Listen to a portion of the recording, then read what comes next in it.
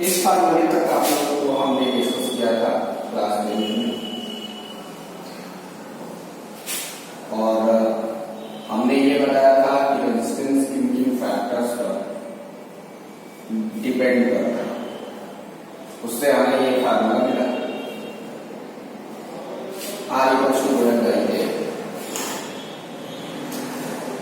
अब इसके एक चीज और, इस पर रेजिस्टेंस डिपेंड करता है, ये टेम्परेचर के डायरेक्टली प्रोपोर्शनल होता है।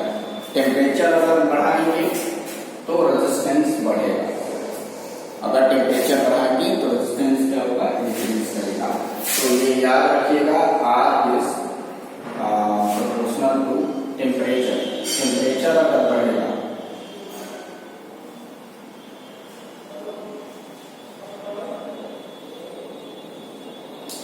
तो रेजिस्टेंस भी बढ़ेगा, और रेजिस्टिविटी भी कांस्टेंट नहीं रहती है along with temperature. Resistivity will also change of a material if the temperature of material change.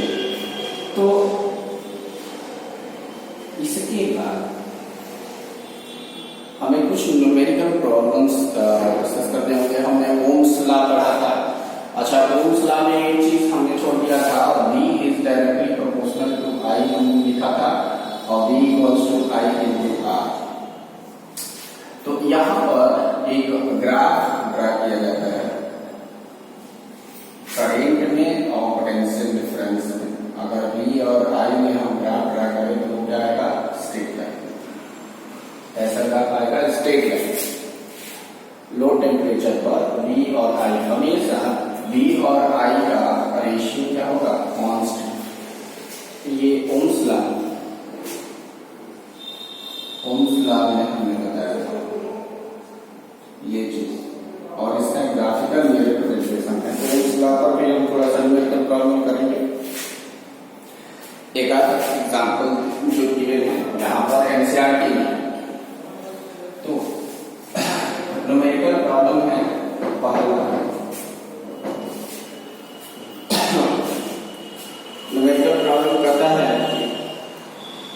ये पेज नंबर 208 पर है, example number 12.3। How much current will an electric bulb draw from a 220 volt source if the resistance of the bulb filament is 1200 ohm। ये A part है, और B part में है how much current will an electric heater coil draw from a 220 volt source if the resistance of heater coil is 100 ohm। अब देखते हैं इस question को। हाउ मच करंट पूछ रहा है, will an electric bulb draw, मतलब आपसे क्या पूछ रहा है, करंट। आइए question. From a 220 volt source, V की पोटेंशियल डिफरेंस कितना दिया है, सोर्स मतलब बैटरी का वोल्टेज कितना है, तो 220 वोल्ट। इसके बाद थर्ड इंफॉर्मेशन दे रहा है कि resistance of the bulb filament is 1200 ओम, तो R की वैल्यू दी है।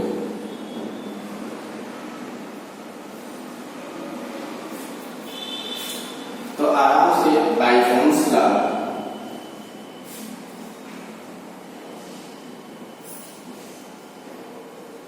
हमें क्या मिला था, V equals to I into R। I equals to क्या हो जाएगा, V by R। पुट करेंगे, कैलकुलेट करेंगे वैल्यूज।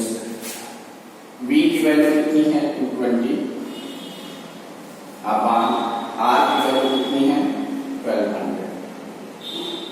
ये कैंसिल कराइए, सॉल्व कीजिए, करंट की वैल्यू आ जाएगी। तो कितना है, 11/60।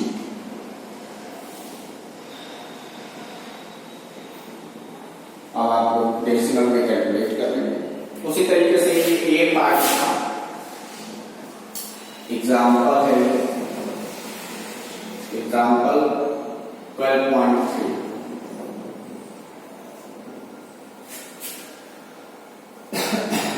इसमें B पार्ट है, B पार्ट में वैसा ही है, क्वेश्चन में गिवन है, वोल्टेज इसमें दिया है VR given the value of voltage is 220 volt यहाँ भी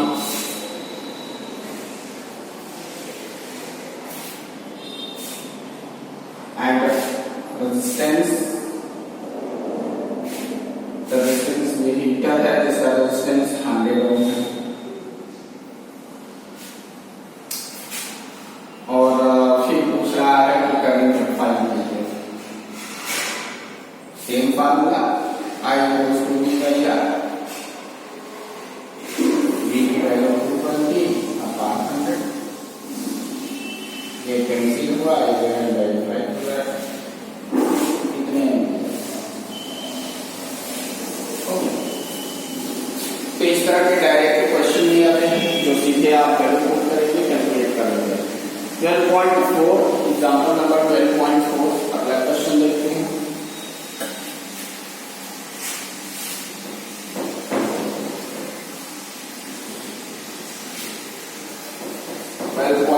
क्या कर रहा है 12.4 में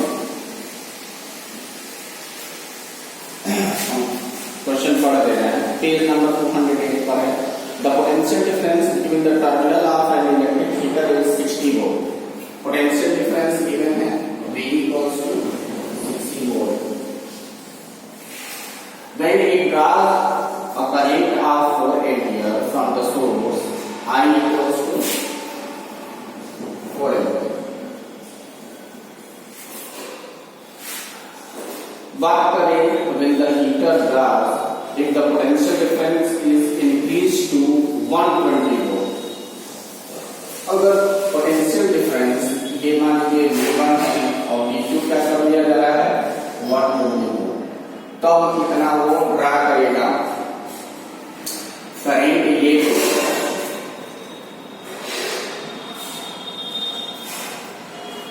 what current will be drawn if the heater draws if the potential difference is increased to 120 volt?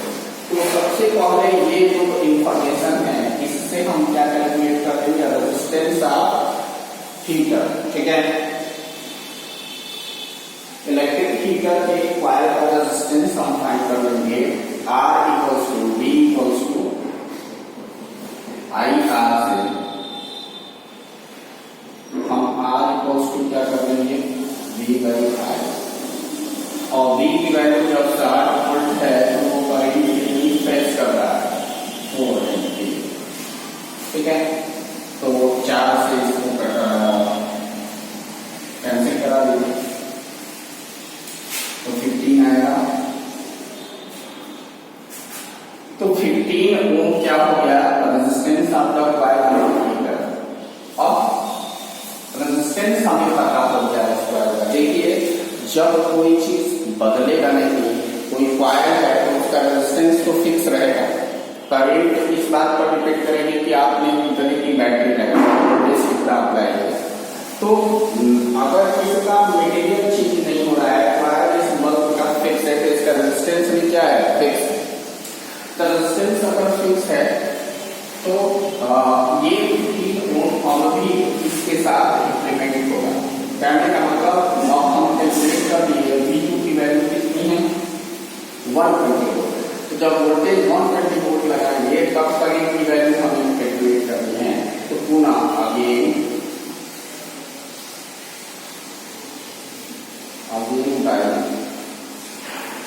Bye V equals to IR हमें अब क्या फाइंड करनी है करंट कितना फेस करेगा V by R और V की वैल्यू हम ये पुट कर देंगे।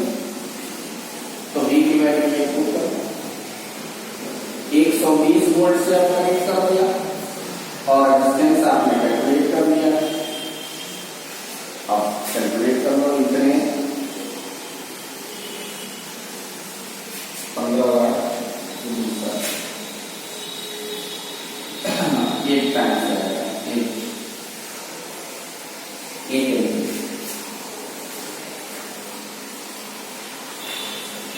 तो ये हो गया है। Next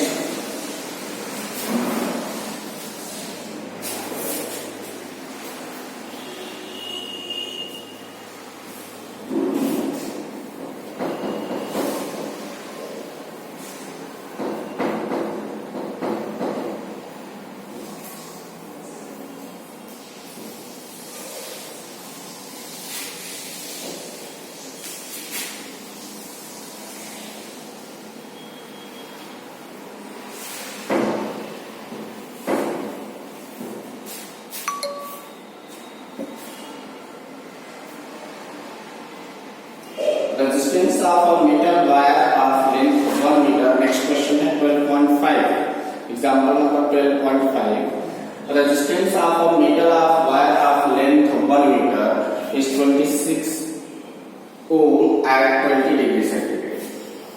Correct. Resistance of a metal wire of length 1 meter. Length कितना दिया है वायर का 1 मीटर. ये इंफॉर्मेशन दी है.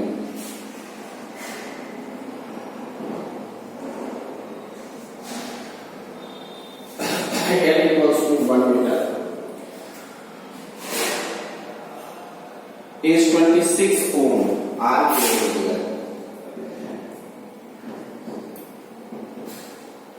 1 मीटर वायर की लेंथ है. रेजिस्टेंस उसका 26 ओम है.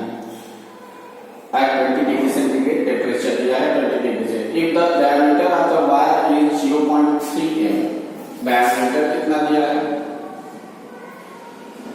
0.3 mm. ये मिलीमीटर में दिया है, इसको मीटर में चेंज कर दीजिए. तो 0.3 into 10 की पावर क्या हो जाएगा माइनस क्या मिलीमीटर को मीटर में चेंज कर दो.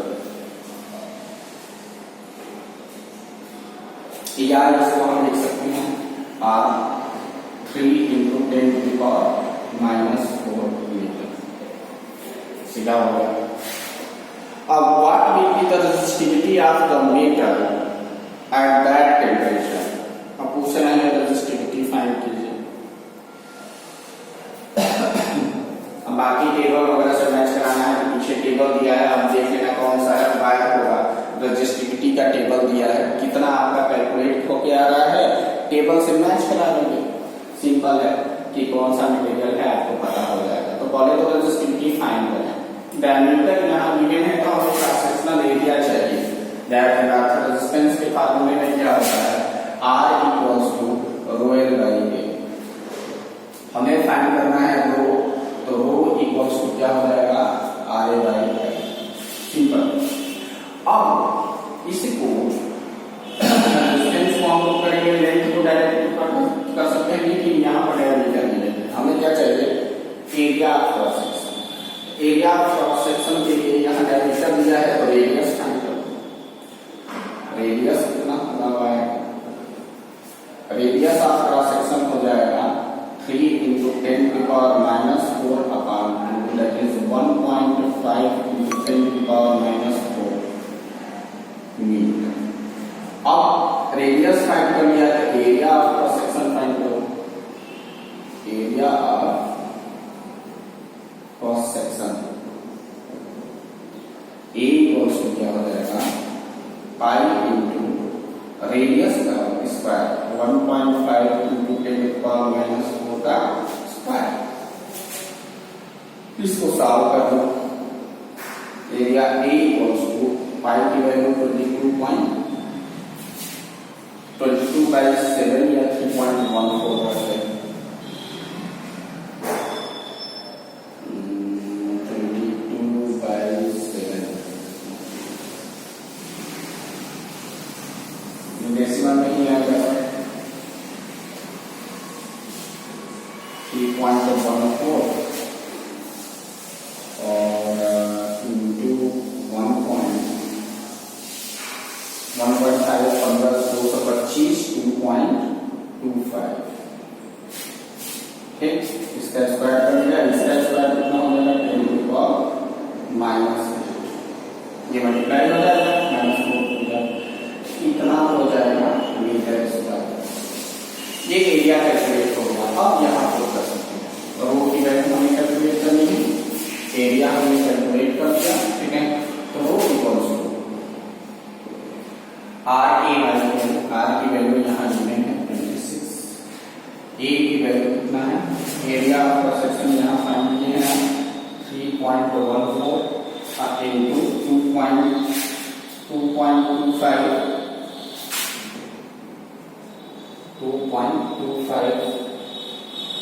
into 10 की पावर माइनस आर ए हो गया बाई एल की वैल्यू यहाँ से 1 मीटर।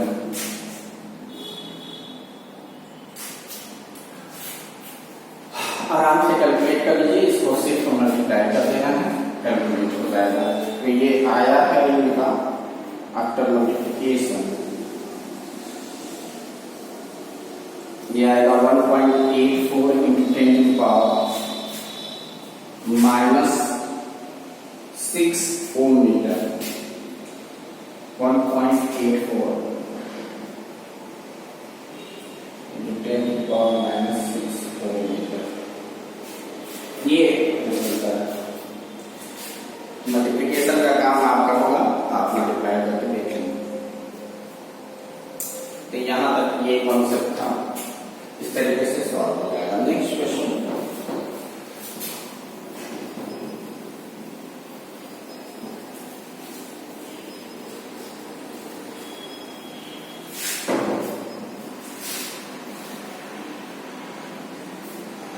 नेक्स्ट क्वेश्चन है अगले पेज पर 209 पर।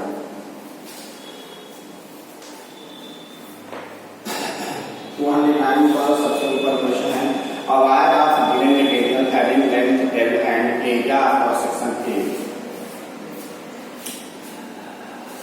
has the resistance of 4 ohm. What will be the resistance of the another wire of the same material having length L by 2 and area of cross section 2A? अब देखिए, एक wire दिया है जिसकी लेंथ L और area A दिया है, उसका रेजिस्टेंस 4 ओम का है। मतलब हम R equals to rho L by A formula लगाए, तो ये रेजिस्टेंस होगा 4 ओम, है नहीं? रेजिस्टिविटी वो हमने एज्यूम कर लिया, मटेरियल चेंज नहीं होगा तो रेजिस्टिविटी वही रहेगी, सेम मटेरियल का है। तो यहाँ पर R की value 4 ohm rho L by A, ये इक्वेशन नंबर 4 पर। ठीक, अब दूसरा क्वेश्चन है कि what would be the resistance of another wire of the same material having length L by 2 and area of cross section 2? तो new resistance R dash हमने assume कर लिया, वो भी इसी कैलकुलेट होगा। रो सेम रहेगा, लेंथ की वैल्यू को क्या कर देना है कि L by 2, और एरिया ऑफ क्रॉस सेक्शन कितना हो गया 2 है। ठीक, पुट कर दिया, तो R डैश की वैल्यू क्या हो जाएगा, कैलकुलेट कर लेते हैं। यहाँ 2 नीचे जाएगा तो L अपान क्या हो जाएगा 4A, मतलब R डैश की वैल्यू क्या आ गई 1/4 रो L बाई A, और ये क्या है, ये R, तो R डैश इक्वल्स टू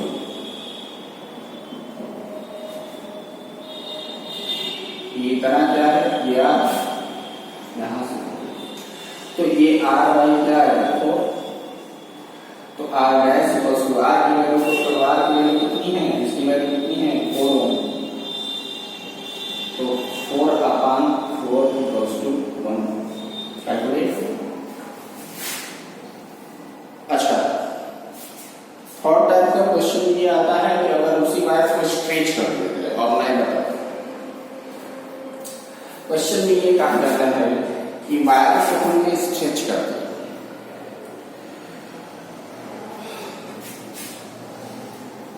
चलिए अगले वीडियो में मैं ये बताऊंगा कि अगर वायर को स्ट्रेच कर दिया जाए तो क्या होगा, नया रेजिस्टेंस, क्योंकि अब एक्सटेंड कर रहा है और उसके साथ नया टॉपिक मैं बताऊंगा, कॉम्बिनेशन ऑफ रेजिस्टेंसेस। तो कुछ न्यूमेरिकल प्रॉब्लम अभी इसमें रह गए,